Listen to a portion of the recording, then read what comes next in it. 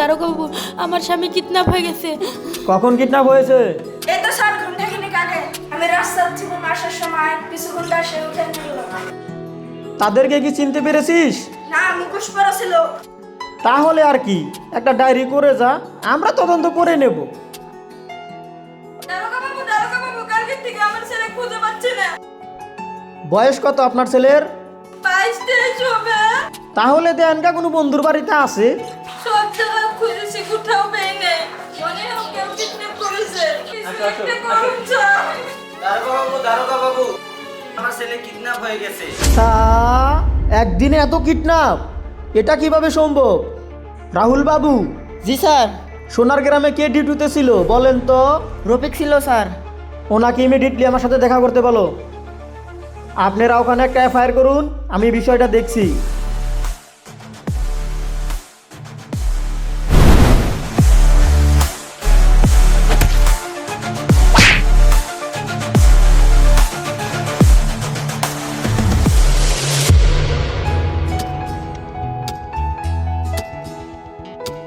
নমস্কার স্যার। ঠিক আছে, বসুন।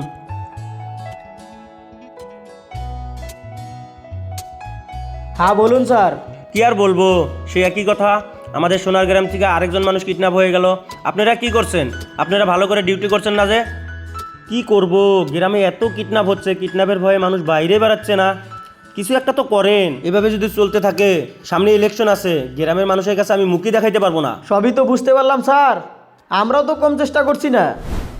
এলাকায় যত গুন্ডা মাস্তান ছিল সবাইকে এনে জিজ্ঞাসাবাদ করেছি, এ কাজ ওদের না।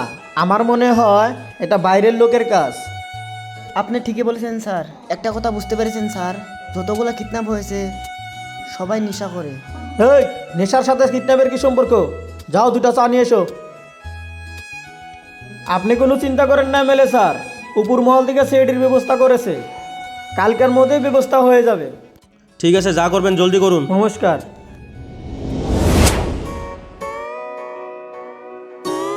আপনার সাথে শেষ কথা কখন হয়েছে? ওই তো আমাকে বললে চার দোকানে যাবে, তখন আর কয়টায় বাজবে? 4টা-5টায় বাজবে। ওনার কি কোনো পার্সোনাল শত্রু ছিল? শত্রু জুয়া টুয়া খেলে তো, থাকলেও থাকতে পারে। আচ্ছা ঠিক আছে, কিডন্যাপাররা যদি টাকা পয়সার জন্য ফোন মারে তাহলে থানায় জানাবেন। অফিসার চলো।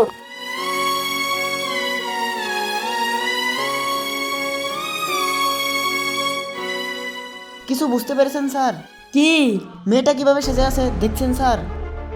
এই মেয়েটার সাথের সাথে ক্যাসের সম্পর্ক কি? সম্পর্ক আছে, তুমি চুপ করো। তুমিই বলো। তার মুখটা দেখছেন স্যার? স্বামী কিডন্যাপ হয়েছে, তার মনে কোনো দুঃখ নাই। ওর সাজগোজ দেখে মনে হলো ও অন্য কোনো ছেলের লগে লাইন করে। সাব্বাস। স্যার আমি কি ঠিক বলেছি? সম্পূর্ণ না, 50-50। বাকিটা আজকে রাতে দেখতে পারবা। চলো।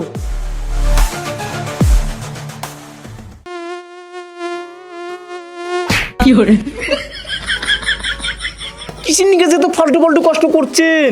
ও আসবে নাকি? কেন, তোমরা কি এরকম ডিউটি করো না? করবো না কেন? আমরা যখন ডিউটিতে আসি তখন 1 প্লেট খাসির মাংস আর 1 টাডু। বুঝতেই তো পারছেন স্যার। আনে লাগবে নাকি? লাগলে ব্যবস্থা করে দিব, এখানে পাওয়া যায়। না না, আমি ড্রিঙ্ক করি না। স্যার স্যার ওই দেখেন মেয়েটা আছে, সাথে একটা ব্যাগও আছে। ব্যাগে কি আছে তোমরা কি বুঝতে পারছো? হ্যাঁ স্যার, আপনাদের থাকতে থাকতে আমার সিআইডি লাইন চলে যাচ্ছে। আমার মনে হয় ওই ব্যাগে সোনাদানা আছে, সোনাদানা এনে ওর প্রেমিকার সাথে চলে যাচ্ছে। স্যার আমি স্পষ্ট দেখে আসি ওই ব্যাগের মধ্যে খাবারের টিফিন আছে। তুমি ঠিকই বলছো, চলো পিছে পিছে যাই। স্যার স্যার, ও দেখে মেয়েটা ঘরে ঢুকছে।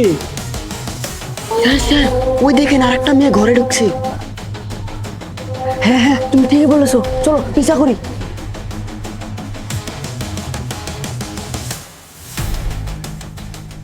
ও আমার হাত বান্ধা আছে, তোমার কষ্ট হচ্ছে না? কষ্ট হলে আমার কিছু করার নাই, খেয়ে নাও। ওগো আমার ছেলেকে খুব দেখতে ইচ্ছে গেছে গো, আমাকে বাড়ি নিয়ে চলো না।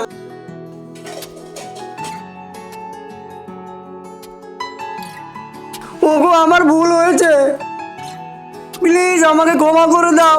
আমি বাড়ি যাওয়ার কথা কখনো বলবো না। মনে থাকবে তো? হ্যাঁ মনে থাকবে। তোমারও কি বাড়ি যাওয়া শখ করছে নাকি? না না, আমি এখানে খুব সুখে আছি। স্যার এই দৃশ্য দেখে কি কিছু বুঝতে পারছেন? সত্যি বলতে আমার জীবনে আমি অনেক কেস সলভ করছি, কিন্তু এরকম কেস আমি প্রথমবার দেখলাম। যাদের স্বামী কিডন্যাপ হয়েছে তারাই থানায় যা কমপ্লেন করছে, আবার তারাই খাবার খাওয়াচ্ছে। আমার মাথায় না কিচ্ছু ঢুকতেছে না। দিদি দিদি, আরেকটা কেস এসেছে। এই মেয়েটার স্বামীকে কিডন্যাপ করতে হবে। তোমার স্বামীর প্রবলেম কি? নেশা করে মারধর করে নাকি? হ্যাঁ দিদি, মদ খেয়ে মারধর করে। এখানে কোনো ভয় নেই, মুখের ঘন্টাটা সরিয়ে কথা বলো। এটা না আমার বউ। কে খুনে কে?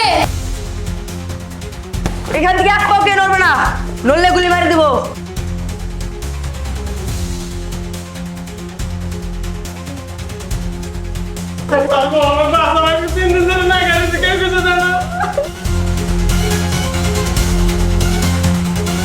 আমাকে কিডন্যাপ করবি না? আর ইচ্ছো তোর মজা দেখাচ্ছি। আচ্ছা তোমরা কেমন বউ, নিজের জামাইকে এভাবে কিডন্যাপ করে এনে জ্বালা যন্ত্রণা দিচ্ছ, তোমার মনে কি একটু কষ্ট হয় না? তোমরা কি মানুষ? একটা মেয়ে হয়ে স্বামীকে এভাবে কষ্ট দিতে পারে? মেয়ে কাকে বলছেন স্যার? দেখতে পাচ্ছেন না একে একটা রক্তের চোষা ডাইনি। হ্যাঁ হ্যাঁ, আমরা ডাইনি বলে এত জ্বালা যন্ত্রণা সহ্য করছি।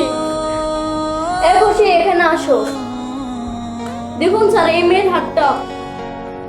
এটা কিভাবে হলো? তাহলে শুনুন স্যার।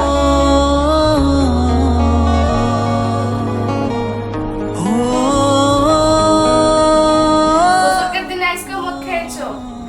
মদ খেয়েছি, আরো খাবো। দে টাকা দে। তোমাকে মদ খাবো দেখতে টাকা দিতে পারবো না আমি। আজকে বছরের দিন কিছু একটা ফুর্তি করবো, তো খাসি মদ খেয়েছে। আমার পুরা কপাল, খাসি জীবনে ভালো হবে না।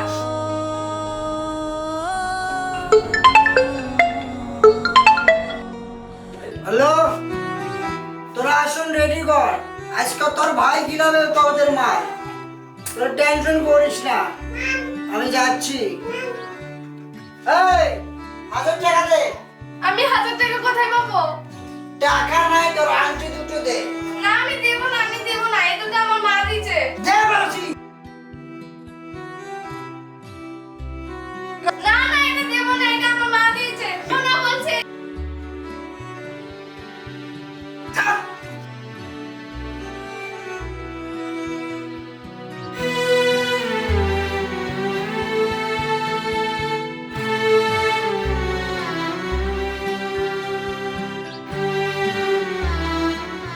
কি হলো স্যার, চুপ করে আছেন কেন? স্যার, ও দেখেন আমার স্বামী।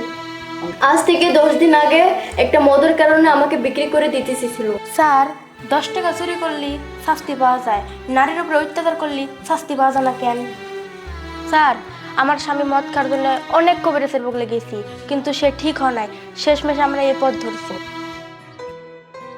আপনি গায়নে যদি আঙ্গ এই কাজ ভুল হয়, আপনারা যে শাস্তি দিবেন তাই আমরা মাথা বেঁধে নিই। তোমরা কেন শাস্তি পাবে? তোমরা তো কোনো ভুল করো নেই, শাস্তি পাবে এরা। স্যার, আমাদের ভুল হয়ে গেছে, আমাদের মাফ করে দেন। ও স্যার, এবারের মতো মাফ করে দেন, আর জীবনে ভুল করবো না। এবার কেমন তো এখন মাফ করে দাও, এদের ভুল এরা বুঝতে পেরেছে। আমার মনে হয় ওরা আর এরকম কাজ করবে না। যাও ওদের ঘরে নিয়ে যাও। চলো বউ, ঘরে চলো।